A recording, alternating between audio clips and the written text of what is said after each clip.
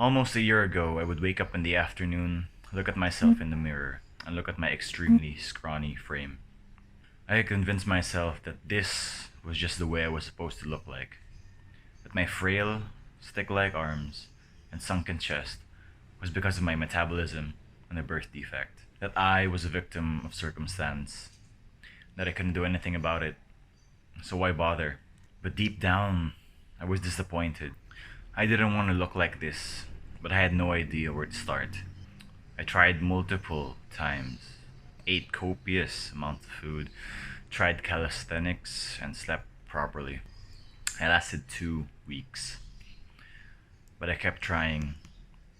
I researched extensively, tried a dozen workout plans, and put them into effect, all of which were to varying levels of success. Eventually, I went from looking like this to this.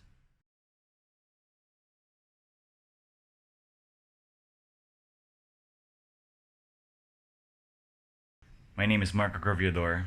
I record my learnings from my self-improvement journey, hoping it can help young men like me become the best man they can be. So how do you build a good physique? For beginners, there are only 4 fundamentals you need to focus on. Number 1 is discipline. This is the most important, and without this, you can forget about the other 3. Keep in mind that this is going to be a lifestyle, not a race or a challenge that lasts for 30 days. So think long term. Don't worry though, you won't have to rely on pure willpower all the time. Exercise is fun as hell, and the hardest part about it is staying consistent throughout those first few months. Once you build the habit, it's guaranteed you'll be addicted to it. It's important to take it one step at a time though. Starting out, all you have to do is show up and do the bare minimum. The first day you could do 1 single push-up, then the next you could do 2, and so on. At the end of the day, your workouts will become more and more efficient and will become better overall. But during the first few months, just make sure you do it consistently and you'll gradually enjoy it. Number 2 is exercise. This is the stimulus for growth. The only way your body is going to be forced to build muscle. This is where I was overwhelmed for the most part of my starting out days. And what I can tell you is to straight up just choose a simple workout that you enjoy and can reasonably stick to. There is no perfect workout plan. Everyone is different, and later on in your journey you will find out what the best workout plan for you is. What's important now is being consistent and having proper form. I'll provide a few body weight and free weight exercise plans down below. You can check them out and they'll last for about a month. I'll also be linking an extremely useful chart for planning out your workout volume based on Dr. Mike Israetel's principles. You should go check his channel out. It's Renaissance Periodization. It has a ton of useful and simple to digest information that goes in depth with exercise fundamentals. So after a month or several weeks, provided that you practice good form, you can focus on progressive overload. What is progressive overload? Basically, you just increase the sets, reps, or weight for each exercise after your body adapts to the initial stimulus that you are doing. Number 3 is diet. This can get fairly complex, but it comes down to calorie intake. Basically, you burn an X amount of calories in a day through passive means and exercise. This is your maintenance calories. And if you bulk or eat more than those X amount of calories, you'll gain weight and build muscle if paired with exercise and enough protein intake.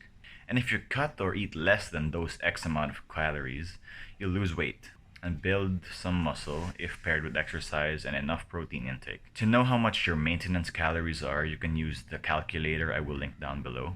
If you're skinny, eat 200 to 400 above your maintenance calories. If you're fat, eat 200 to 400 below your maintenance calories. Also, if you're considering crash diets and dirty bulking, I would advise against them, as they get fast but low quality results that don't usually last. Aside from calories, you just have to get enough protein, approximately 1 gram per lean body mass. You don't have to obsess over all of this. By the way, you can use MyFitnessPal to track your macros, and as long as you're eating around the needed range, a few calories or grams of protein won't really make much difference in the long run. Just make sure you're mostly hitting your daily nutrient goals each day. You don't have to worry about being really strict with everything unless you've been working out for like 5+ years. As for the food itself, just eat whole ingredient dishes like home cooked meals and food which don't really have any other ingredients but itself. For example, like a potato is made out of nothing else but potato. It's just that.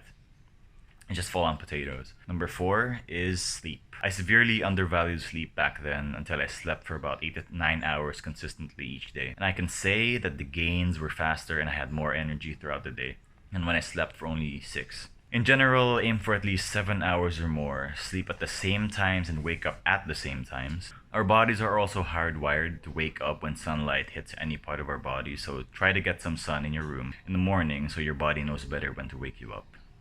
So to sum it all up, if you're skinny, eat 200 to 400 above your maintenance calories, train 3 to 4 times a week, and get adequate sleep. If you're fat, eat 200 to 400 below your maintenance calories, train 3 to 4 times a week, and get adequate sleep as well.